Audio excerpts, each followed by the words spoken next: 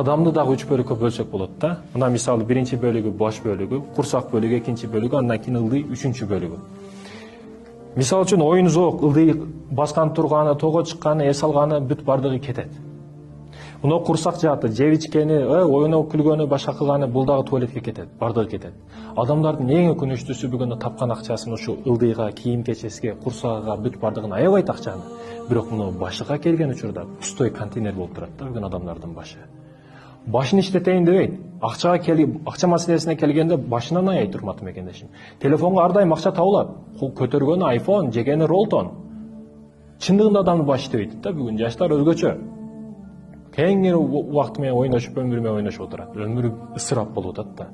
Бул жерде башы пустой турат. Англис тили үйрөнөм, $500 айына курс десе, бул кымбат деп ойлойт да. 1000 сом, 2000 сом курс дей турган болсо кымбат деп ойлойт. Бирок ошол эле курсакка, ошол эле оюн күлүүгө, ошол эле достор менен компьютер клубка жүрмөөгө, айтор телефонго бүт бардыгы кете берет акча. Адамдардын мына ката кемчилиги каякта?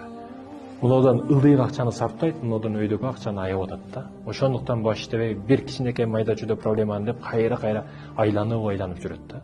Мына маселе каерде турат, урматтуу мекендештер? Азыр айттык, башты иштет деп. Канчалык инвестицияны, акчаны башыңа сарптай турган болсоң, ошондо эл көрбөгөндү көрөсүң, эл жетпеген ийгиликтерге жетесиң. Муну жер пустой контейнер болуп калып кетпеш керек да. Бүгүн өзгөчөлүгү жаштарыбыз дагы, ушул ата-энелер дагы өзгөчө, мен таң калам. Ата-энелер ушул эптеп кийиндирип койсо, ушул эптеп эле жедирип ичирип ток кылып. Мисалы ата үйгө келет дагы, бала сабакка бардыбы?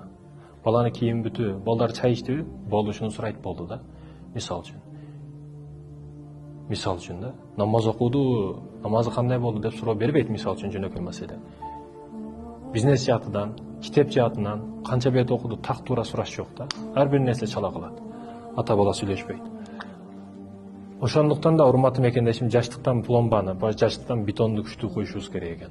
Ошондо көп ийгиликтер жаралат. Муну башка маани берели.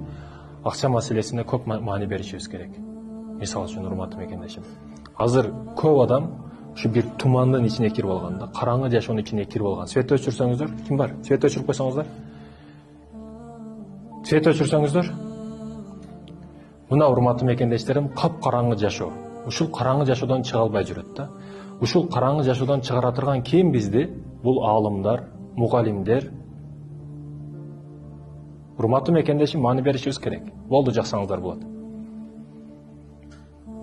Маани берсеңиздер, урматтуу мекендешим, ушу караңгы жашоодон чыга албай жүрөт. Бул караңгы жашоодон чыгаруучу негизги устатты кармаш керек, агайды кармаш керек, мугалимди кармаш керек. Майк Тайсон бая айттым сабакта, Майк Тайсон ким десе бардыгы тааныды, боксер деп. Бирок Майк Тайсон агай ким десе эч ким тааныган жок. Демек, агайда негизги маселе экен. Агай көп нерсени чечип коет экен. Өзү таанылыктуу болушу шарт эмес, өзүдө көп акча болушу шарт эмес, бирок көп нерсени үйрөтүп коюшу мүмкүн экен. Кээ бир менде Түркияда Тиканды баба деп Ускударда баягы деңиз жээгинде балык кармап отура берет, ошо менен көп сүйлөшүп, ал өтө акылдуу адам да. Көп нерсени айтып коет. Мен кээде 10 китептен окубаган маалыматты ошол бир сөзү менен айтып коет да.